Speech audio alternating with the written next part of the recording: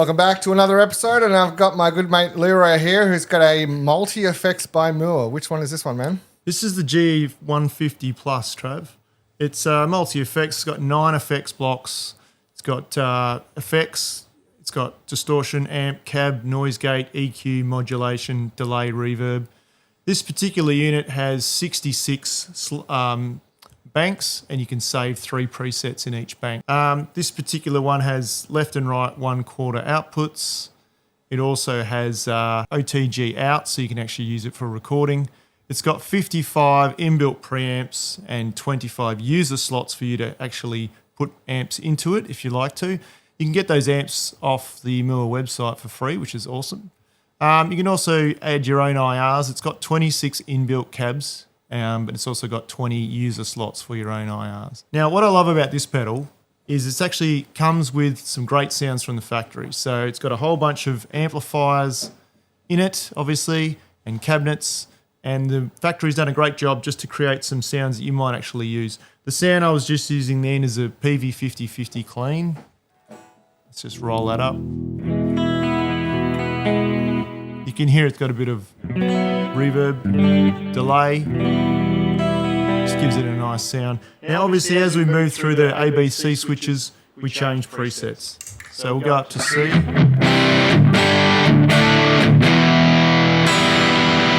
So that's the PV distortion version of that same amp. So you generally get a clean amp version, and then you get a distorted amp version or a driven amp version.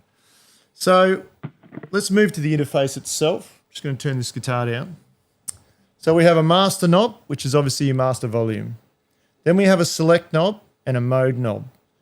You can see we've got our chain here. Everything that we've actually got in the sound that's being created is lit up.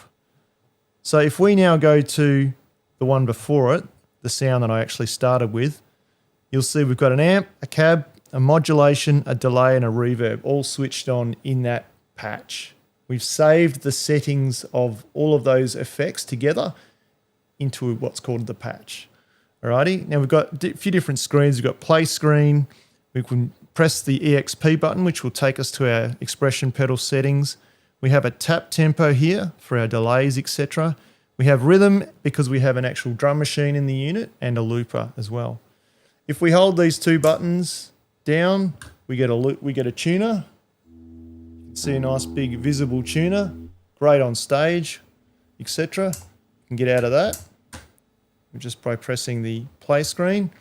If we go to the looper, same type of thing, hold these 2 down. We actually get a drum beat on this pedal here, which you can start and stop. There's plenty of different drum beats. You can change the timing, change the type of drum beat, make it fast, heavy, slow, whatever you like. And then we've got a looper here. So we can, a double pedal looper when it's in this mode.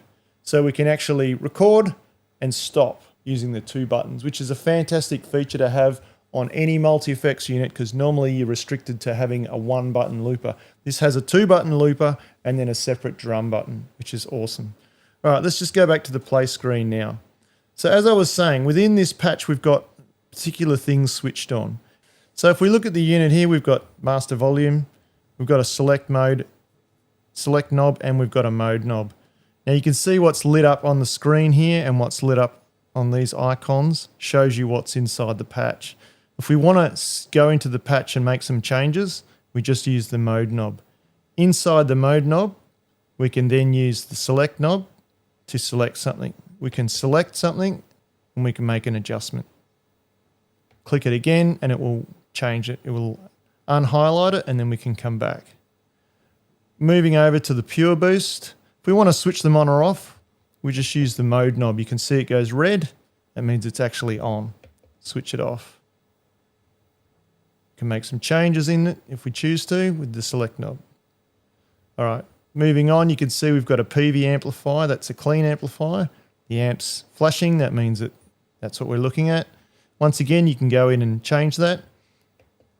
Turn it on and off like so. If I want to change the amplifier, I'll highlight this amplifier and then I can just keep moving along until I find the amplifier that I want to.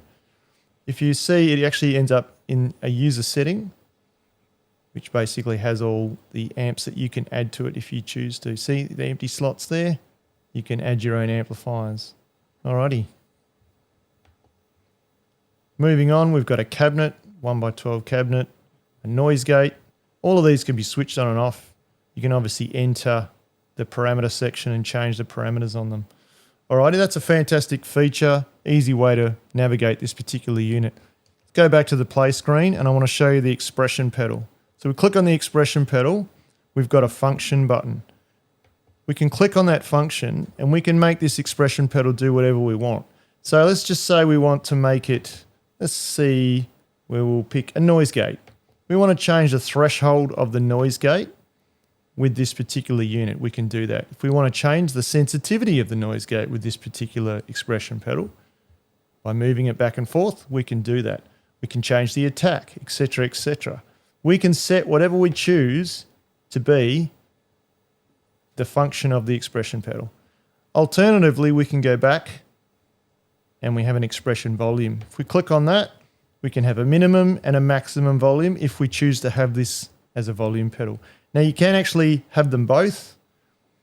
You can have this as a volume and you also can have this as a function. So you could roll volume up and you could also roll delay up, so to speak. All right. If we go back to the expression pedal, you see a calibrate setting in the middle. That's realistically just to calibrate the foot switch if it ever gets out of line. You shouldn't really need to ever worry about that. Alrighty, so like I said, it's a fantastic little unit, great for taking around the place. It runs on 300 milliamps, so you can essentially run this off a pedal board power supply. It's got left and right outputs, OTG output also if you want to plug it straight in and do some recording at home. Now, it also has some amazing features in the system. We're just going to jump into the system here. So we've got our input level, which is super important when you're talking, you know, what type of guitar you're going to be using, because what type of pickups it has, etc., makes a big difference to your input level. Let's jump back out of there. You've got settings on the screen, you can make brightness, etc., etc. Let's talk about the next two features, which are very important.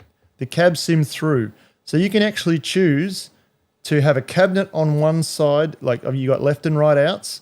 You can choose to have a cabinet on one of those outputs. If you want to run a cabinet, say, simulation to a PA system, and then you want to run the other output straight to your amplifier, you can do exactly that. So we can just jump in and switch these on and off, which is fantastic. Let's jump back into the system again. And one of the most important things ever on modern multi-effects units, the global EQ. So what happens is you make your sounds at home. Let's just say you're using your particular speaker at home. They sound great to you at home. You take them to your friend's house or a rehearsal room or whatever, and you plug them in and they're all too bassy. So what do? Instead of having to go in and change every one of your sounds every time you play through a different speaker, you've got global EQ function. If we click into that, you can see you can change the actual complete equalizer of all of your presets with just one mode. You can switch it on and off, so you may already have it set the way you like it. You can just jump in and switch it on and off. That is one of the most important things that you ever can find on a modern multi-effects unit, because when we build our patches, we build them through a certain speaker. When we take them somewhere else, quite often the speaker can be different and it can have a massive difference in the way it sounds. So the global EQ can rectify that for you. Jump back into the system, we've got Spillover, which is basically our trails for our delays. So if we want to be able to have a delay-rich sound on one particular patch number here, we can click that on and then we have the delay coming on, and if we change back to another patch, that delay will continue for as long as you want it to if you've got the spillover switched on. It's up to you. OTG level is your recording level, which is a fantastic thing to have, of course. Got lots of options in there. And then you've got your language, and you can reset. You can do a factory reset. So if you have changed some things and you don't particularly like the way they're sounding, you can jump back in and do a factory reset. Also with these units, Mooer is constantly releasing updates, which is a fantastic idea because you'll get latest features and new ideas that will come through and you can update them.